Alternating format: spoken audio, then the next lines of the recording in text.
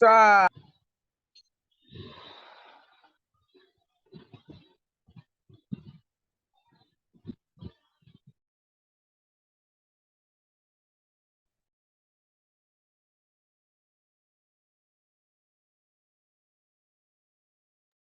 आवाज येतो माझा? यस हाँ, आपको 4 बजे बोला था तो आप आते क्यों नहीं ऑनलाइन? मैम, लिंक ही नहीं मिलता है। अब भी मिला 2 मिनट पहले। मैंने इस पे डाला SYBA के ग्रुप पे। नहीं, कौन सा मैम ग्रुप? मैंने जो दोपहर को डाला है। साहू सर ने मुझे अभी दिया लिंक। अच्छा, एक काम कीजिए, आप मुझे ना आपके ग्रुप में ऐड कीजिए। वो सर ने किया है, वो कौन सा ग्रुप है फिर? टेलीग्राम पे है, उस पे तो सर को ही एडमिन है, सर ही एडमिन है, हमको वही हाँ मिलता है बस। सर, मैंने कितने बजे डाला था मालूम है? 10 बजे, 11:30, 11 बजे डाला था आज। अभी मैंने सर से मांगा तो सर कल वाला ही लिंक पेस्ट कर रहे थे। फिर उसके बाद में मैंने बोला सर ये तो कल का है, हम कब से 4 बजे उसी पे लगा के बैठे, तो सर ने फिर आज का लिंक भेजे। अच्छा अच्छा। अ, आपका ना किसी का एक नंबर मुझे दे के रखी है आज। तो मैं क्या करूंगी, आप मुझे उसमें ये कीजिए, नहीं तो हम नया ग्रुप बनाते हैं SY का। ओके ठीक है? तो SY का आपका किसी का नंबर दीजिए, नहीं तो मैसेज डाल के रखो। हम्म? ठीक ठीक है। है। अभी हम कल का क्वेश्चन कंटिन्यू करेंगे, या आपने कुछ बोला था ना सर को कि पेपर नंबर 2 का कुछ सिखाना है ऐसे सिलेबस का? अ, मैम, अभी पहले मतलब कैसे करेंगे हम? पहले ये वाला फिनिश करेंगे या फिर वो भी कंटिन्यू करेंगे? पहले ये वाला फिनिश करते हैं क्या? क्योंकि आज सुबह सुबह सर ने मुझे बोला वो राष्ट्रीय क्वेश्चन चैप्टर इसमें से पेपर नंबर 2 का चैप्टर 2 हम्म। में राष्ट्रीय कृषि धोरण 2007 वो अन्न सुरक्षा। एक मिनट मैम, वो बुक देखने पड़ेंगे। वो बोला था, और एक स्वयं सहायता बचत गट का बोला था। तो कौन सा लेना है, या पहले वाला ही कंटिन्यू करूं? अब, पहले अगर ये बुक ही कंप्लीट कर देते फिर वो स्टार्ट करेंगे तो नहीं चलेगा मैम? चलेगा, मुझे मालूम नहीं, आप किसी ने रिक्वेस्ट डाला था इसके लिए मुझे लगा कि ये लेना है क्या। मैंने सर को बोला था कि जैसा ये अभी हमारे जैसे दूसरे भी लेक्चर स्टार्ट हो गए ना, हाँ सोशल स्टार्ट हो गए, तो वो 1 और 2 दोनों हो रहे हैं, तो मैंने पूछा था इसका फिर 1 कभी होगा ना? तो सर ने बोले यही मैम लेंगे, ऐसा बोले थे। कुछ कभी लेंगे वो सब कुछ नहीं डिसाइड किया था उन्होंने, मतलब बोला नहीं हमको। अच्छा अच्छा। मुझे फिलहाल तो पेपर नंबर 3 का बोला है, लेकिन आपको चाहिए तो पेपर नंबर 2 का भी ले सकती हो, ऐसी कोई बात नहीं। लेकिन हमें फिर एक एक्स्ट्रा लेक्चर लेना पड़ेगा, मतलब एटलीस्ट 3 लेक्चर तो होना चाहिए, क्योंकि हम्म। डेली मतलब 3 पॉसिबल नहीं है ना, तो मतलब ये 2 लेक्चर में नहीं हो पाएगा। पेपर नंबर 2 और 3 का चलेगा ना फिर आपको? हाँ, हम लोग को चलेगा, क्योंकि वो सुबह से हम लोग को 8 बजे से 12:30 तक रहता है सोशियोलॉजी। पूरा दिन? हाँ, 8 to 10:30 तक, अच्छा 12:30 तक। मतलब फर्स्ट सोशियोलॉजी 1 जो है वो 8 to 10 तक रहता है। हाँ। फिर थोड़ा ब्रेक देके फिर 10 से 12:30 सोशियोलॉजी 2 लेते हैं वैसा। अच्छा ठीक है, तो इसके बाद या 1 घंटा आधा घंटा पहले हम पेपर नंबर 2 लेंगे, बाद में ये लेंगे। हाँ मैम। हम्म मैम, मुझे एक डाउट था, आप क्लियर कर सकते हैं मतलब चैप्टर से रिलेटेड? हम्म। मतलब ये इंग्लिश वाला वर्जन है ना, इसलिए पूछ रहे हैं आपसे। जो बोलिए। टेक्सचुअल के मतलब बैक में क्वेश्चन दिया है ना, क्या क्या? टेक्स्ट बुक के पीछे जो क्वेश्चन दिया है ना जिससे हमको आता है मतलब, हाँ हाँ। तो उसमें ये क्वेश्चन अगर होगा सपोज, जो मैं कल मार्क कर रही थी मतलब आंसर्स उसके, हम्म। तो हमारा फर्स्ट क्वेश्चन जैसे ये है इस केस में, 1 सेकेंड, एक मिनट, कि write in detail regarding the establishment and composition of gram sabha panchayat under Mumbai panchayat gram panchayat act. Hmm. और फिर दूसरा क्वेश्चन है कि रिव्यू वो द क्वेश्चन जो क्लॉजेस। मैंने कल बताया वही है क्वेश्चन का आंसर। बट हाँ, मुझे ये डाउट था कि ये सेक्शन वाइज दिए है ना हम्म इसके आंसर, तो इसको हम सेक्शन तो सिर्फ अगर उसके अंदर 4 आ रहे 5 आ रहे, अब हमको जब आंसर लिखना है तो वो लिखना है 2-2 पेज का, क्योंकि 10 मार्क्स कैरी करता है एक आंसर। हम्म। तो इसको हम कैसे लिखेंगे, मतलब 4 ही मतलब पॉइंट होंगे। आपको बड़ा क्वेश्चन ये दिया है क्या, 8-10 पेज का दिया है क्या आंसर? नहीं, आंसर हमको कुछ नहीं दिया रहता है, टेक्स्ट बुक हम्म। में से ही फाइंड करना पड़ता है, लेकिन हाँ। हमको जो बोला गया कि 10 मार्क्स का एक क्वेश्चन आता है हमको, ऐसे हम्म। हमारे पास 10 क्वेश्चंस होते हैं। हम्म। तो हाँ। फिर 10 मार्क्स के लिए हम ये 4 ही पॉइंट कैसे लिखेंगे?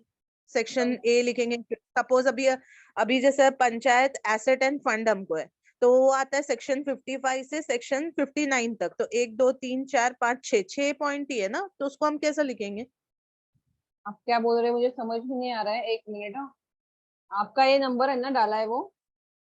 हाँ, सेकंड वाला नंबर मेरा है। और पहला?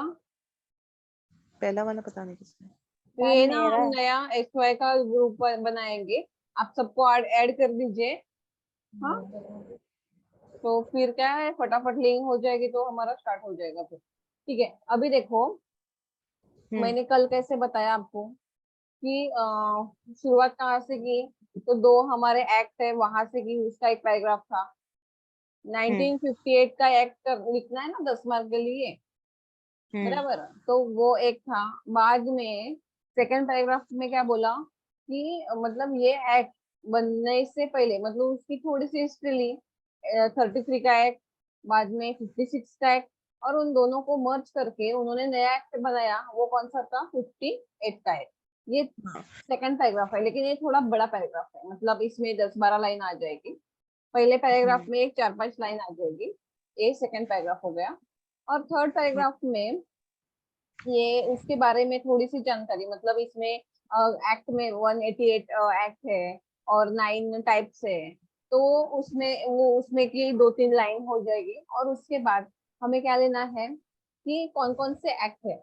मैंने कौन सा लिया, वो ग्राम सभा का लिया, बाद में वो विश्वास ठहराव का लिया, एकीकृत गांव का लिया, और एक कम से कम और ज्यादा से ज्यादा मेंबर्स कितने होने चाहिए, ऐसे 4 लिया।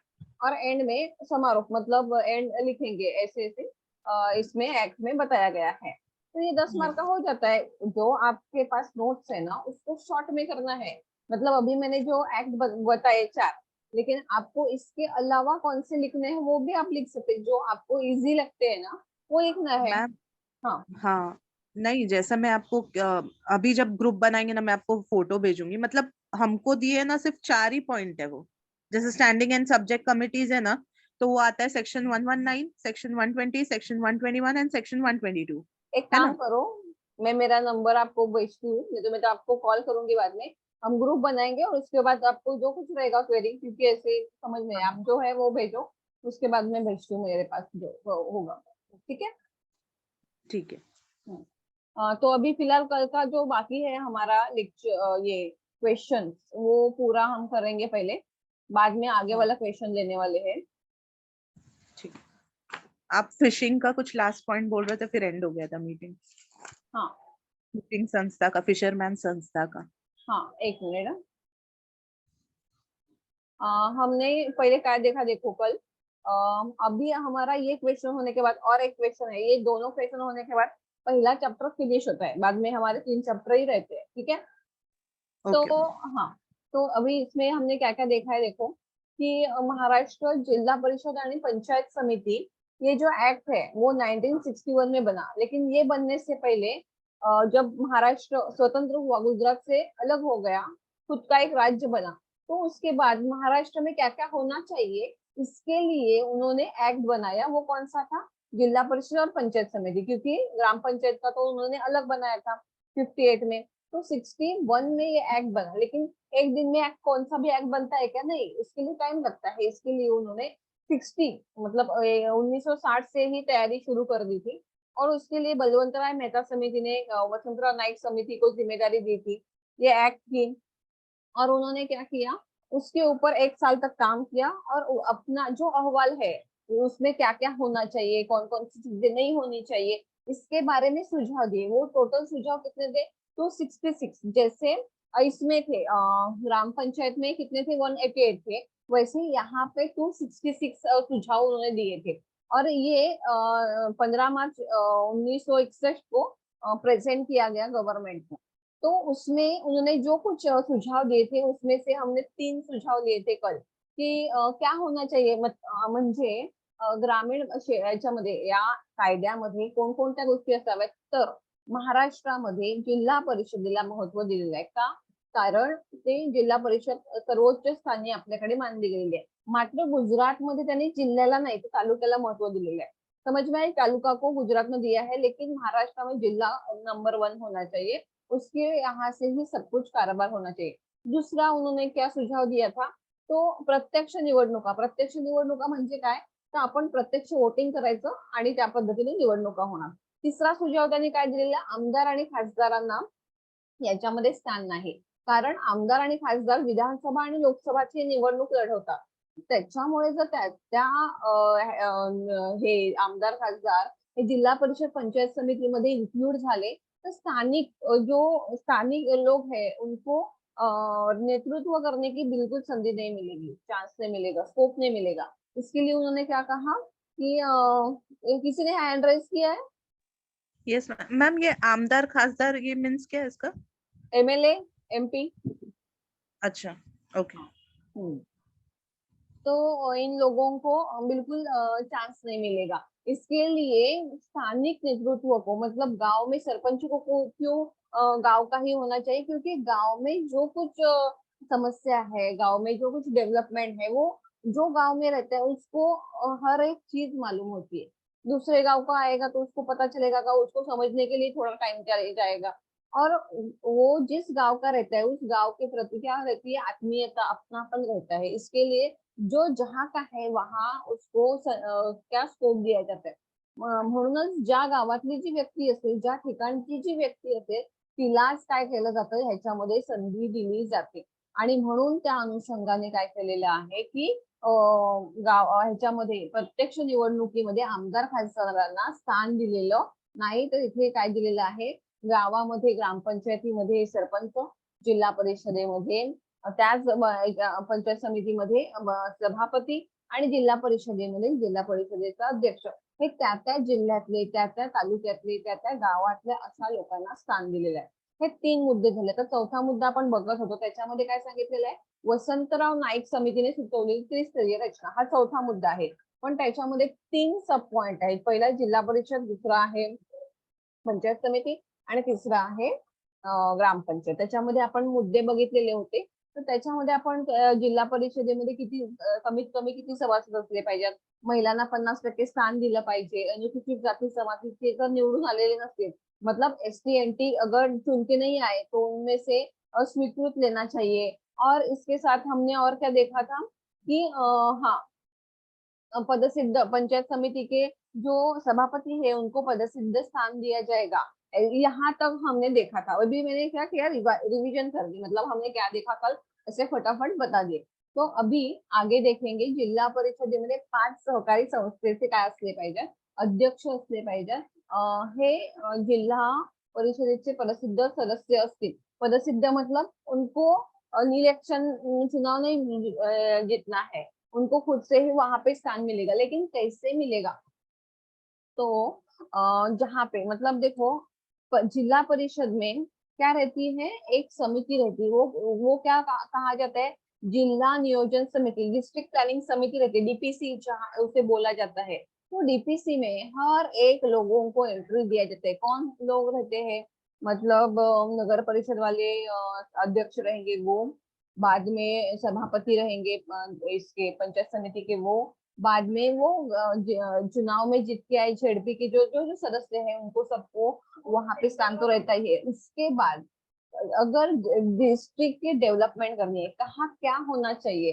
कहाँ क्या नहीं होना चाहिए, मतलब अभी देखो खेती करनी है तो खेती में जो समस्या है तो वो डिस्ट्रिक्ट के लेवल पर हैंडल होती है।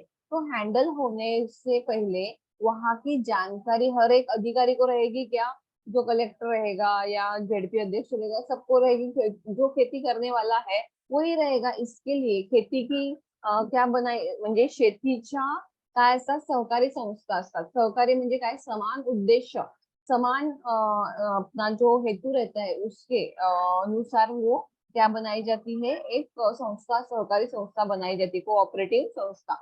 तो इसके लिए क्या करना पडेगा, यहाँ पे प्रत्येक गावामध्ये सहकारी संस्था असतात. कुठल्या? मीठ उत्पादकांच्या, मीठ उत्पादकांची सहकारी संस्था, शेतकऱ्यांची सहकारी संस्था, त्याच्यानंतर आहे फिशरमॅन, मच्छीमारांची सहकारी संस्था, त्याच्यानंतर हमारे यहाँ पे माडा बॉम्बे में रहते ना, गृहनिर्माण संस्था म्हणतात त्याला, माडा, ये गृह मतलब घर बनाने की संस्था है, गृहनिर्माण संस्था, इंडस्ट्रियलायझेशन मतलब औद्योगिक औद्योगिक सहकारी संस्था, म्हणजे उद्योगांचे जे प्रश्न असतील ते हाताळण्यासाठी त्यांच्या संस्था असतात.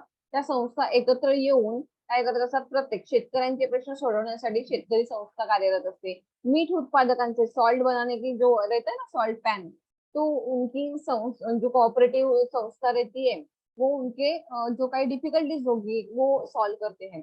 इसके लिए अलग अलग इसमें कोऑपरेटिव संस्था ये रहता है, सहकारी संस्था असतात.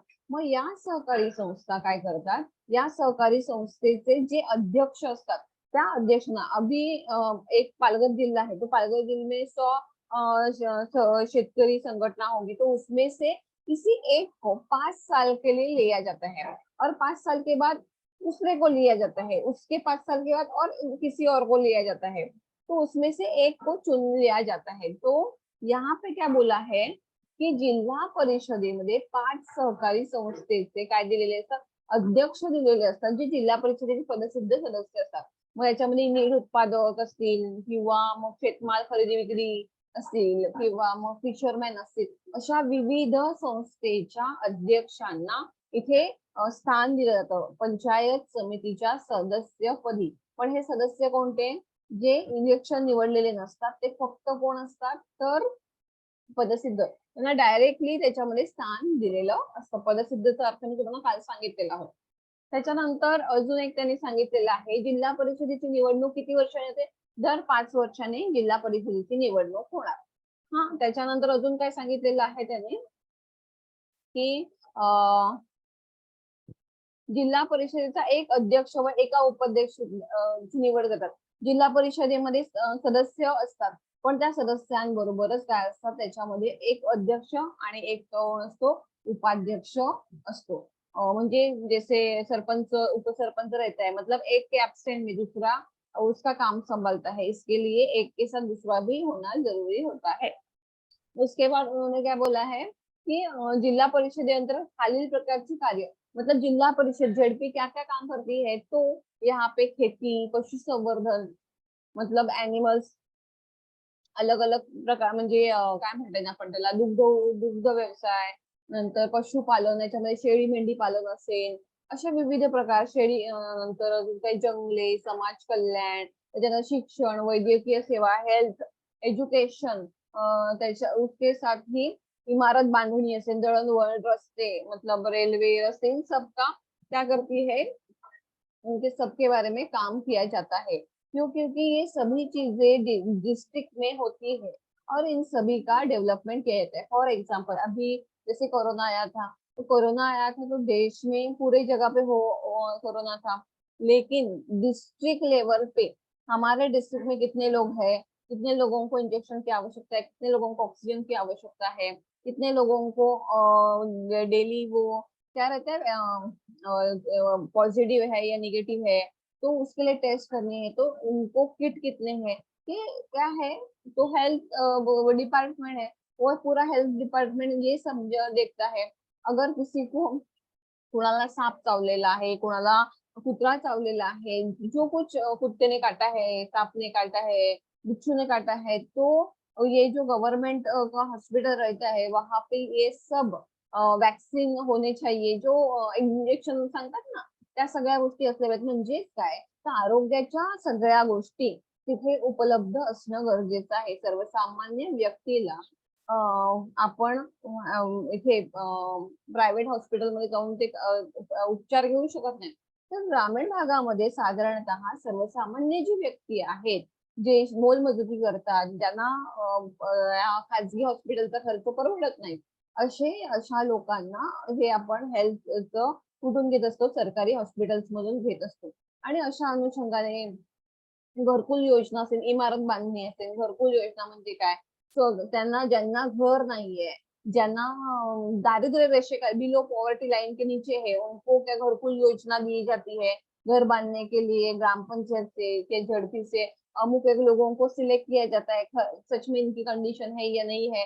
इस तरह से अलग अलग सुविधाएं दी जाती है। इसके लिए उनको प्लानिंग किया जाता है, और वो प्लानिंग मतलब डिस्ट्रिक्ट प्लानिंग कमेटी, तो जिला नियोजन समिति उसे बोलते हैं, उसमें से ये पूरा कामकाज चलाया जाता है।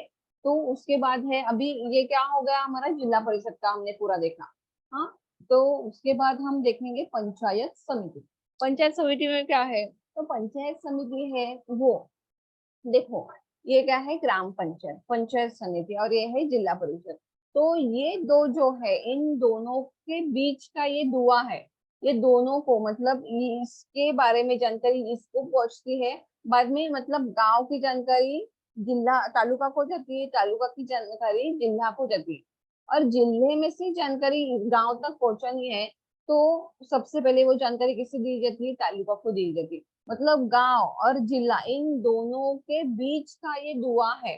म्हणजेच काय, तर गाव आणि तालुका, सॉरी, गाव आणि जिल्हा यांना दोघांना जोडणारी जर कुठला व्यवस्था असेल तर पंचायत समिती तालुका आहे. कारण यांच्याच त्याच्याने म्हणजे आपण म्हणतो ना असेंडिंग डिसेंडिंग, तो जिला से गांव तक, गांव से तालुका जिला तक जो जानकारी पहुंचानी है, उसमें बीच का जो दुआ है वो कौन है? जिला तालुका है। इसके लिए ये सेकंड नंबर का दुसरा नंबरचा हा स्तर आहे तालुका, आणि हा सुद्धा जिल्हा परिषदेचाच महत्वाचा असा स्तर आहे। ते ह्याचं कामकाज कसं चाललं जातं ते आपल्याला बघायचं आहे। तर ह्याच्यामध्ये त्याने काय सांगितलेलं आहे, पंचायत समिती मध्ये काय सांगितलेलं आहे, तर राज्य सरकारने ठरवून दिलेली खरेदी विक्री संस्थेचा सदस्य असेल। म्हणजे जैसे जिला परिषद में कोऑपरेटिव फार्मिंग का सदस्य रहता है, अध्यक्ष, वहां उसको प्रसिद्ध सदस्य के रूप में लिया जाता है, वैसे ही यहाँ पे भी तालुका लेवल पे जो कोऑपरेटिव सोसाइटीज है, खेती का या अलग अलग जो है, उनके अध्यक्ष को यहाँ पे सदस्य लिया जाता है। कब? इलेक्शन, विदाउट इलेक्शन वो प्रसिद्ध कहा जाता है। उसके बाद जैसे जिला परिषद का है वैसे ही यहाँ का भी है। जैसे यहाँ पे भी स्त्री सभासद है, म्हणजे स्त्री सभासद असतील त्यांना सुद्धा याच्यामध्ये काय दिलेलं आहे, 50% अधिकार दिलेले आहेत, निवडणुकीचा 50% अधिकार दिलेला आहे। नंतर महाराष्ट्र पंचायत समिती आणि जिल्हा परिषदे मार्गदर्शनासाठी इथे अधिकारी असतात। मग अधिकारी कोण असतो? यहाँ पे ऑफिसर कौन रहता है? जैसे जेडपी में कौन रहता है ऑफिसर? तो सीईओ कहा जाता है। सीईओ मतलब कौन? Chief executive officer. उसे क्या कहा जाता है मराठी में? मराठीमध्ये काय सांगतात, तर मुख्य कार्यकारी अधिकारी। जिल्हा परिषदेचा अध्यक्ष असतो, त्याला सहाय्य करण्यासाठी अधिकारी कोण असतात? प्रशासकीय अधिकारी। तो प्रशासकीय अधिकारी सीईओ, चीफ एक्झिक्युटिव्ह ऑफिसर, आणि मराठीत आपण काय म्हणतो? मुख्य कार्यकारी अधिकारी। तसंच पंचायत समितीमध्ये सभापती असतात। ते सभापती कोण असतात? लोकप्रतिनिधी असतात, कारण ते प्रत्यक्ष निवडणूक लढवून जिंकून आलेले असतात, आणि त्यांना त्यांच्या कामामध्ये वैभव पालवे, हा ठीक आहे, तर त्यांना सहाय्य करण्यासाठी, कामकाज बघण्यासाठी लिखापडी असतात, नोंदी ठेवायच्या असतात, काय काय गोष्टी झालेल्या आहेत, काय नाही झालेल्या आहेत, ते सगळं काम प्रशासकीय अधिकाऱ्यांना करावं लागतो। मग प्रशासकीय अधिकारी पंचायत समितीमध्ये कोण असतो? तर बीडीओ असतो। आता तुम्ही काय म्हणाल की पंचायत समितीमध्ये बीडीओ कुठे असतो? पंचायत समितीमध्ये तर तहसीलदार असतात। पंचायत समितीमध्ये तहसीलदार नसतात, पंचायत समितीमध्ये बीडीओ असतो, आणि तालुका अधिकारी म्हणून तहसीलदार असतात। तालुक्याच्या ठिकाणी मुख्य, जसं जिल्ह्याच्या ठिकाणी मुख्य महसूल अधिकारी कोण आहे? रेव्हेन्यू ऑफिसर, तर कलेक्टर। और तालुका के लेवल पे महसूल रेवेन्यू ऑफिसर कौन रहता है? तो तहसीलदार। हाँ, और पंचायत समिति में ये लोकप्रतिनिधी म्हणून कोण असतो? तर सभापती। आणि त्याच्या लेवलला अधिकारी म्हणून कोण असतो? तो बीडीओ असतो। बीडीओ म्हणजे कोण? तर बीडीओ मतलब block development officer. Block development officer म्हणजेच कोण? तर गटविकास अधिकारी। गटविकास अधिकारी असं त्याला मराठीमध्ये म्हटलं जातं। तर प्रशासकीय अधिकारी आणि कोण असतो, लोकप्रतिनिधी. या दोघांच्या कॉम्बिनेशनने काय होत असतं, तालुक्याचा कारभार चालत असतो. त्याच्यानंतर ह्याच्यामध्ये आपण बघणार आहोत, आता तिसरं बघणार आहोत, ग्रामपंचायत. तर ग्रामपंचायत हे कशामुळे स्थापन झालेलं आहे, तर ग्रामपंचायत हे जो 1958चा मुंबई ग्रामपंचायत अधिनियम 1958च्या अनुषंगाने काय झालेलं आहे, ग्रामपंचायतीची स्थापना भारतामध्ये झालेली आहे. आणि त्यामध्ये त्यांनी काय सांगितलं, हा बोला. मैम ये सेम 3 का लेक्चर है क्या? हाँ, सेम तरीका है। कल का क्वेश्चन है ना हमारा, वो इनकम्प्लीट था, वो पूरा करें हम। कुछ पूछना है अभी? सेम 4 का लेक्चर नहीं हो रहा है? हाँ सॉरी, सेम 4 का है ये, सेम 4 का ही, लेकिन सेमिस्टर 4 का है, पेपर नंबर 3 का है। सेमिस्टर 4 में पहला जो हमारा चैप्टर है ना, उसमें से हम ले रहे सेकंड लास्ट क्वेश्चन, और इसके बाद 73वीं घटना दुरुस्ती है, ये क्वेश्चन और एक क्वेश्चन होगा। ये 2 क्वेश्चन हो जाएंगे ना, तो हमारा क्या हो जाएगा, पूरा सिलेबस खत्म हो जाएगा, मतलब सॉरी, पहला चैप्टर खत्म हो जाएगा। हाँ, एक्चुअली कंफ्यूजन यही होता है क्योंकि हम लोग का इंग्लिश में है ना, तो इसीलिए। अच्छा, सिलेबस है क्या आपका? हाँ, अलग है सिलेबस आपका? नहीं, सिलेबस नहीं है। मतलब अभी हम लोग को जैसा लिंक नहीं कर पा रहे कि वो कौन से पेज पे है, कौन सा क्या है ना, इसीलिए थोड़ा प्रॉब्लम आ रहा है। ठीक है, आप ना ग्रुप क्रिएट करेंगे ना, तो आपका मुझे भेज दीजिए, ताकि मैं आपको समझा सकूंगी क्या लेना है क्या नहीं लेना। पीडीएफ है ना, तो वो भेज दूंगी, तो आप जैसे हम लोग को बताएंगे कि मैं ये पेज नंबर पे हूँ, तो हम लोग को भी फिर वो लिंक खुद समझ में आएगा ना। हाँ हाँ, लेकिन ये आपका कैसा बड़ा आंसर रहता है ना, तो बड़ा आंसर हमें नहीं लिखना है, हमें शॉर्ट टाइम में 10 मार्क के लिए आंसर लिखना है, तो शॉर्ट में आपको बताना, लिखना पड़ेगा। वो तो आपको मैम हम लोग जब पीडीएफ भेजेंगे ना, तो आपको खुद ही समझ में आ जाएगा, तो आप खुद हमको फिर बताना कैसे लिखे। वो मैंने कल देखा, तो हमको सेक्शन वाइज ही दिया है, कोई ऐसा पॉइंट पूरा पैराग्राफ नहीं दिया है, तो वो सेक्शन में तो एक एक ही पॉइंट है, तो 10 मार्क के लिए 4 लाइन का कैसे आंसर लिखेंगे हम। ठीक है, आप एक बार भेज दे, मैं देखूंगी तो मुझे पता चलेगा कैसे है आपका। तो आप फिर हम लोग को तो एक आइडिया भी दे आइडल्स के दो। बुक है क्या आपके? हाँ, आइडल की बुक है। हाँ, तो उसमें सब तो बड़ा बड़ा ही है, उसको क्योंकि शॉर्ट जो में ही हम करना पड़ेगा। फर्स्ट और सेकंड के ना, तो बट सिर्फ ऐसे ही अगर हमको शॉर्ट नोट है उसके बारे में, बहुत सारी चीज, स्टैंडिंग कमेटी और उसके बारे में सब्जेक्ट कमिटीज, उसके सिर्फ 4 ही पॉइंट है, अच्छा, तो हाँ कैसा मतलब, इलेबोरेट करना है या कैसा क्या करना है, तो वो आप हम लोग को एक गाइड कर देंगे, तो बाकी हम आंसर वैसे कर लेंगे। ठीक है ठीक है। हम्म अभी क्योंकि हम अब देख, हाँ बोलो। पूरा भी point बोले ना जिला परिषद का, ये हमारी बुक में कहीं पे भी मेंशन नहीं है, मतलब सिर्फ पॉइंट पॉइंट सेक्शन सेक्शन। जो आप अभी लेसन ले रहे हो, लॉ रिलेटेड टू पंचायत राज ना, महाराष्ट्र 2 सेकेंड वाला चैप्टर, तो ये हमको ना स्टार्टिंग हुआ है सेक्शन, उसमें देखो, उसमें तीसरा या चौथा क्वेश्चन होगा, वो है वो। हाँ, सेक्शन 1 से स्टार्ट होके पूरा सेक्शन ही है, कोई पॉइंट ऐसा नहीं है जो आप बता रहे हो ना, कि जैसे सीईओ या ये जो भी आप उसके बारे में बता रहे हो, तो ऐसा कोई भी नहीं है। हम लोग को डायरेक्ट है ना, सेक्शन 1 से स्टार्ट होता है, तो इसमें अच्छा, सेक्शन ना लास्ट 289 दिया है, फिर लेकिन से 73rd। अलग अलग बुक्स में से नोट्स भी निकाले हैं ना, तो पूरा एक ही बुक का नहीं है, अलग अलग बुक्स का है, मतलब ज्यादा से ज्यादा अच्छे से मैंने अच्छा वीडियो नोट्स। ऑन करी हूँ, उसमें बुक दिखा रही हूँ, देख लीजिए आप। ऐसा है यस। पूरा। देखो ये जो वीडियो बता रही हूँ मैम, ऐसा बुक है, हमको सिर्फ सेक्शन सेक्शन सेक्शन ही दिया है, कुछ अच्छा। एक्सप्लेन नहीं। जैसा आपने अभी पूरा हमको कैसे एक्सप्लेनेशन बताया कि पंचायत समिति के लिए जो बीडीओ होता है, तालुका के लिए तहसीलदार होता है, फिर कलेक्टर होता है, ये सब इसमें कोई पॉइंट ही नहीं है, डायरेक्ट ऐसे दिया है, और आंसर ये ऐसे सेक्शन में ही है, तो 4 पॉइंट में हम कैसा सेक्शन लिखेंगे, फिर सेक्शन खत्म होता है, डायरेक्ट आता है अगर मैं 72। आपको मराठी में नोट्स दूं, तो आप इंग्लिश में बना सकते हैं ना, थोड़ा बहुत लिख के? हाँ, वो आपका पहले देखती हूँ, और मराठी का क्या है वो भी देखना पड़ेगा मुझे, क्योंकि क्योंकि ये क्वेश्चन जो है ना, क्वेश्चन डिफरेंट है, जो आप बोल रहे हो ना, क्वेश्चन टोटली डिफरेंट है। क्वेश्चन क्या है आपका, अभी 10 मिनट में हमारा खत्म हो जाएगा, तो रिज्वाइन करना है इसी लिंक को, हाँ। अभी जो सेकेंड चैप्टर से हमको क्वेश्चन है कि ना briefly explain the structure of जिला परिषद एंड पंचायत समिति एक्ट। हाँ, क्या दिया है? Briefly explain the structure of जिला परिषद एंड पंचायत समिति एक्ट। हाँ, तो ये और जो मैं अभी पढ़ा रही हूँ ना वही है, जिला परिषद और पंचायत समिति है। ये हाँ, मगर हमारे हाँ, जो टेक्स्ट बुक में जो है ना सिर्फ हम्म सेक्शन, इसके बारे में कुछ इलेबोरेट नहीं किया जैसे आपने बता रहे हो ना अभी। हम्म। हमारे इसमें सिर्फ अभी ना इसका आंसर जो मैंने ढूंढ के निकाली तो वो पेज नंबर 19 से 25 तक है, लेकिन सब सेक्शन है। तो अब वही मेरे को समझ में नहीं आ रहा है कि सेक्शन में हम लिखेंगे इसकी कैसे आपके इतने पास पीडीएफ है क्या? हाँ पीडीएफ है ना। इंग्लिश की पूरे टेक्स्ट बुक की पीडीएफ है? हाँ है, पीडीएफ भी है हमारे पास।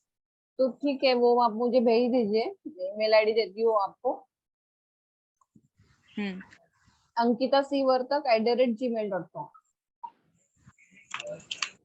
आप चैट बॉक्स में आपका नंबर डालोगे तो मैं उस पे भी सेंड कर देती हूँ व्हाट्सएप पे ना, वो ज्यादा बेटर होगा। ठीक है, मैं ये करूंगी तो आपको देती हूँ, ठीक है। हाँ आप चैट बॉक्स पे नंबर डाल दो तो मैं एक स्क्रीनशॉट लेके फिर आपको उस पे शाम को अभी मतलब लेक्चर खत्म होने के बाद भेज देती हूँ। ठीक है, कि अभी बाद में भेजो, मैं देखती हूँ तब तक। अभी देखो, ग्राम पंचायत का हमारा है, तो ग्राम पंचायत में क्या होता है, तो उन्होंने ये चौथा हम पार्ट ले रहे हैं। पहले इसमें जिला परिषद देखा, पंचायत समिति देखा, अभी हम ग्राम पंचायत दे रहे हैं। तो उसमें उन्होंने ये त्रिस्तरीय रचना मतलब कैसी होनी चाहिए, ऐसे किसमें किन्होंने दिया है, वसंतराव नाईक समिति ने। तो उन्होंने उसमें क्या दिया है, जो पहला ग्राम पंचायत में क्या दिया है, 58 के एक्ट के अनुसार उन्होंने क्या बोला है, हर एक गांव गांव की स्थापना कैसे होगी, जिस गांव में 600 की लोकसंख्या आहे, 600 ज्या गावामध्ये 600 एवढी लोकसंख्या असेल अशा गावामध्ये एका ग्रामपंचायतीची स्थापना केली जाईल। जिस गांव में 600 की पॉपुलेशन होगी उसी गांव में क्या होगा, एक ग्राम पंचायत होगी। जिस गांव में 600 से कम लोक संख्या है वो 2-3 गांव को मिला के एक क्या बनेगी, ग्राम पंचायत बनेगी। लेकिन उसे क्या कहा जाएगा, ग्रुप ग्राम पंचायत या गट ग्राम पंचायत ऐसे कहा जाएगा। तो ये उन्होंने उसमें बताई कि मतलब गांव होने के लिए इतनी पॉपुलेशन जरूरी है। उसके साथ ही उन्होंने दूसरा क्या बताया है, दर 5 वर्षांनी ग्राम पंचायतीच्या निवडणुका होणार। अभी देखो ये जो पॉइंट है ना वो तीनों में सेम है, गांव, तालुका और जिला, तीनों के इलेक्शंस कब होते हैं, हर 5 साल के बाद ही इलेक्शंस होते हैं। तो ये मुद्दा कॉमन है, तो ये आपको कॉमनली लिखना है। उसके बाद है, ग्राम पंचायत में कम से कम 7 और ज्यादा से ज्यादा 17 सदस्य रहते हैं। जैसे हमने वो उस एक्ट में देखे ना 58 के एक्ट में, वही सेम इसमें ही है। कम से कम मतलब जिस गांव की पॉपुलेशन जितनी है उस हिसाब से क्या होता है कि किस गांव में कितनी पॉपुलेशन है उसके हिसाब से ही वहां पे क्या होता है, सदस्य संख्या डिसाइड हो जाती है। तो कम से कम कितने, 7 और ज्यादा से ज्यादा कितने, 17। उससे ऊपर ने और इससे कम नहीं, इतने सदस्य हर एक गांव में होते हैं। उसके बाद है की वर्षातून किती ग्राम सभा व्हायच्या। अभी देखो उस एक्ट हमने कितने देखे हैं, 6 ग्राम सभा देखा 6 है। थे ना। हाँ, तो अभी हाँ इसमें क्या बोला है, 2 ग्राम सभा, ग्राम सभा 2 बोला है, क्योंकि ये जो ग्राम सभा हमने देखा है तो ये ग्राम सभा 58 के एक्ट में जो हमने देखा है 6 ग्राम सभा, लेकिन 58 का एक्ट बनाया ना तब 2 ग्राम सभा थी। उसके लिए से 61 के एक्ट में भी 2 ग्राम सभा बोला है। लेकिन ये चेंजेस कब आए, जब 73वीं घटना दुरुस्ती करी, मतलब 73 घटना दुरुस्ती हुई, तब उन्होंने कुल मिला के 6 बोला है। इसके लिए यहाँ पे 2 ग्राम सभा बोला है। आप बोलेंगे कल तो हमने 6 सीखा, लेकिन कल जो दिया है वो चेंजेस करने के बाद जो हुआ है वो डाला है। ठीक है, तो फिलहाल यहाँ पे हमें 2 ग्राम सभा ही लेने हैं। तो वसंतराव नाईक समिति ने उस टाइम पे 61 को क्या बोला कि 2 ग्राम सभा होने चाहिए। तो उसके साथ ही ये वसंतराव नाईक समिति ने ये त्रिस्तरीय रचना किस प्रकार की होनी चाहिए, गांव, तालुका, जिला, क्योंकि हम पंचायत समिति और जिला परिषद का देख रहे हैं। तो इन दोनों को देखते समय उन्होंने इनका भी इसमें इंक्लूड कर दिया था। तो इस प्रकार उन्होंने ये त्रिस्तरीय रचना वसंतराव नाईक समिति ने दिखाई थी। तो उसके बाद है विकेंद्रीकरणाची प्रशासकीय यंत्रणा. विकेंद्रीकरण मतलब क्या होता है? विकेंद्रीकरण मतलब मेरे पास क्या है, मेरे पास सत्ता है, मेरे पास कुर्सी है, लेकिन मैं मुख्यमंत्री बनी हूँ, लेकिन मैंने क्या किया, पूरा पावर मेरे पास रखा, तो वो सत्ते का क्या होगा, एक ही जगह पे केंद्र बिंदु एक ही होगा, मैं ही सब देखूंगी. लेकिन मंत्रिमंडल में क्या होता है कि मुख्यमंत्री होता है और उसको काम चलाने के लिए उसके साथी रहते हैं, मतलब गृह मंत्री होता है, फाइनेंस मिनिस्टर रहते हैं, एजुकेशन मिनिस्टर रहते हैं, एग्रीकल्चर मिनिस्टर रहते हैं, अलग अलग डिपार्टमेंट रहते हैं. तो वो क्या होता है, जो हमारी जो सत्ता है वो एक ही हाथ में न होते हुए अलग अलग लोगों को हमने क्या किया है, डिवाइड किया है. उसे बोलते हैं सत्तेचं विकेंद्रीकरण. एक के हाथ में ही सब कुछ नहीं होता, अलग अलग लोगों के होते हैं और अलग अलग लोग मिलके एक डिसिजन देते हैं. तो त्याला काय म्हणतात, सत्तेचं विकेंद्रीकरण. तर मग हे सत्तेचं विकेंद्रीकरण प्रशासकीय यंत्रणा असणं गरजेचं आहे. म्हणून त्यांनी वसंतराव नाईक समितीने काय केलेलं आहे, मतलब स्वातंत्र, हमारा देश स्वतंत्र होने से पहले क्या था, ब्रिटिश लोगों ने क्या किया था कि जहां उनका कामकाज चलेगा और उन कामकाज चलाने के लिए जो ऑफिसर रहेगा उसको क्या रहेगा, अच्छा पड़ेगा, इस वहां पे ही उन्होंने एक जिला बनाया और जिले के यहाँ पे एक अधिकारी रखा. उस अधिकारी को क्या कहा जाता है, कलेक्टर, म्हणजे जिल्हाधिकारी असं म्हटलं जातं. परत मराठीमध्ये सांगते, ब्रिटिशांच्या काळामध्ये जिल्ह्याची स्थापना केली गेली, प्रांताचं विभाजन जिल्ह्यामध्ये केलं आणि जिल्ह्याचं विभाजन केल्यानंतर ईस्ट इंडिया कंपनीच्या अधिकाऱ्याला आपला कारभार करणं सोयीचं होईल या दृष्टीने तिथे एका अधिकाऱ्याची नेमणी केली, त्यालाच आपण कलेक्टर किंवा जिल्हाधिकारी मराठीमध्ये म्हणतात. तर असं होत असताना स्वातंत्र्यानंतर आपण काय केलं, हे जिल्ह्याच्या हाती एकाच हाती सत्ता होती, मग त्याचं आपण येस.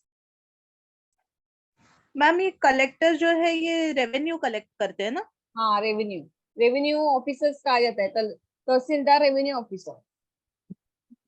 तहसीलदार जो है वो मतलब तालुका लेवल पे रहता तालुका का वो मेन इंचार्ज ये रहता है और इसका डिस्ट्रिक्ट का कलेक्टर रहता है. रेवेन्यू अच्छा, दोनों both are revenue officers. Okay, thank you ma'am.